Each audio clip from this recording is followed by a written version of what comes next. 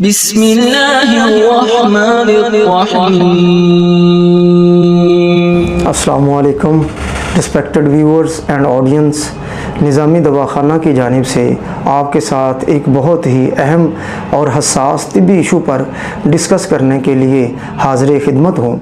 हमारा आज का मौजू एनल फिस्टुला यानी बगंदर के बारे में है, जिसे हम नासूर या नवासीर भी कहते हैं। इस बीमारी की तारीख़ सदियों पुरानी है और ज़माना कदीम से ही इस बीमारी को अमराज़ ख़बीसा में शुमार किया जाता रहा है। यानी anal fistula is a malignant disease.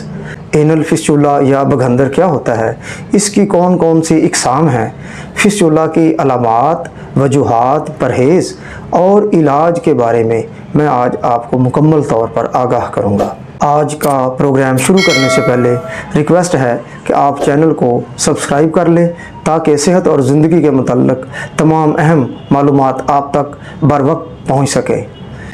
नाज़रीन मोहतरम, एनल फिस्टुला या बगंदर दरअसल एक गैर तबई और गैर फितरी पाइप या सुराख होता है जो कि बड़ी आंत, कोलोन और मकद यानी एनस के दरमियान वाक़ होता है। इस पाइप का मुंह अंदर से चौड़ा और ऊपर से इसका मुंह तंग होता है। तिब्बे यूनानी में एनल फिस्टुला यानी बगंदर की तीन अहम इकसाम हैं। नंबर 1 अंदरूनी बगंदर, जिसे हम इंटरनल या ब्लाइंड फिस्टुला भी कहते हैं। नंबर 2 एक्सटर्नल फिस्टुला, जिसको हम बैरूनी बगंदर भी कहते हैं। नंबर 3 कंप्लीट फिस्टुला, जिसको हम मुकम्मल बगंदर भी कहते हैं। अब मैं आपको मुख्तसरन इन इकसाम की डिटेल्स बताता हूँ। तो नंबर 1 इंटरनल या ब्लाइंड फिस्टुला, यानी ऐसा बगंदर जिसका मुंह अंदर की तरफ हो लेकिन बाहर की तरफ अभी ना बना हो। इस किस्म का नासूर सबसे ज़्यादा ख़तरनाक और पेचीदा होता है। नंबर 2 अब हम बात करते हैं एक्सटर्नल फिस्टुला यानी बैरूनी बगंदर की। तो ऐसा बगंदर जिसका मुंह बाहर की तरफ हो लेकिन अंदर की तरफ मुंह अभी तक ना बना हो, तो इसको हम बैरूनी बगंदर कहते हैं। नंबर 3 कंप्लीट फिस्टुला, ऐसा बगंदर जिसका सुराख आर पार हो, यानी जिसका मुंह अंदर और बाहर दोनों जानिब बना हो, तो इस एनल फिस्टुला या बगंदर को हम कंप्लीट एनल फिस्टुला का नाम देते हैं।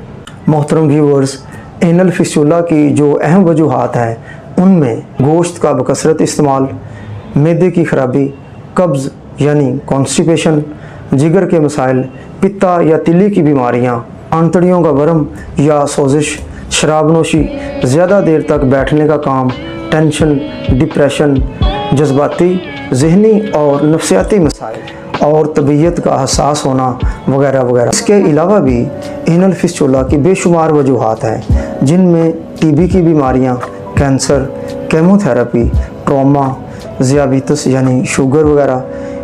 इनमें से कोई एक या एक से ज़्यादा वजूहात एनल फिस्टुला का सबब बन सकती हैं। मोहतरम व्यूअर्स, अमूमन देखा गया है कि जब एनल फिस्टुला का पेशेंट हमारे पास आता है तो उसमें चंद एक अलामात नज़र आती हैं।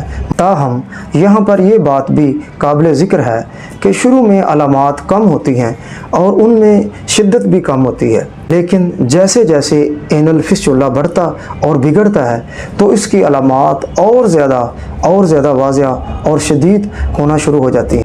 मसलन मकद के इर्द गिर्द यानी पेरिएनल रीजन में दर्द और तकलीफ़, पेरिएनल रीजन में बार बार छाले या उभार बनना, जिसको हम फ्रीक्वेंट एनल एब्सेसिस भी कहते हैं, पस या रेशे का निकलना, मकद के मकाम का गीला रहना, खारिश, दर्द, जलन और चुभन का होना, बैठने पर तकलीफ़ का बढ़ जाना, पसी या ब्लडी ड्रेनेज यानी रेशा या खून का अलग अलग या अकेले खारिज होना, शदीद हालत में स्टूल यानी पखाना और हवा का उस सुराख के रास्ते से खारिज होना, ये सब एनल फिस्टुला की अहम अलामात हैं। एनल फिस्टुला यानी बगंदर के परहेज़ के सिलसिले में हर किस्म का गोश्त, चाय, कॉफ़ी, मिर्च मसाला जात, नान, बिस्किट, मैदे वाली अशिया, पालक, आलू गोभी, चावल, दाल माश और दाल मसूर वगैरह ममनू है।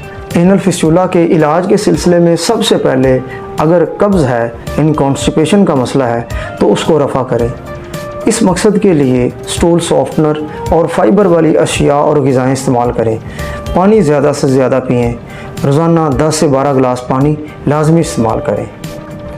कच्ची सब्ज़ियाँ और फल और फ्रेश जूस का इस्तेमाल अपनी ज़िंदगी का मामूल बना लें और ज़्यादा देर तक बैठने से गुरेज करें। फ़िज़िकल एक्टिविटी और हल्की फुल्की वर्जिश एनल फिस्टुला को बढ़ने से रोकती है। नाज़रीन मोहतरम, खुदा न खास्ता अगर किसी को एनल फिस्टुला का मसला दरपेश है और आप इस अजियत से मुकम्मल निजात चाहते हैं तो आप हमारे दवाखाना पर भी तशरीफ़ ला सकते हैं। वीडियो की डिस्क्रिप्शन में दवाखाने का व्हाट्सएप नंबर भी मौजूद है, आप उस पर भी हमसे रब्ता कर सकते हैं। इसके अलावा ईमेल एड्रेस और इंस्टा आईडी पर भी आप विज़िट करें और फॉलो करें। इसी के साथ मुझे अगले प्रोग्राम तक इजाज़त दें। फ़ी अमानिल्लाह।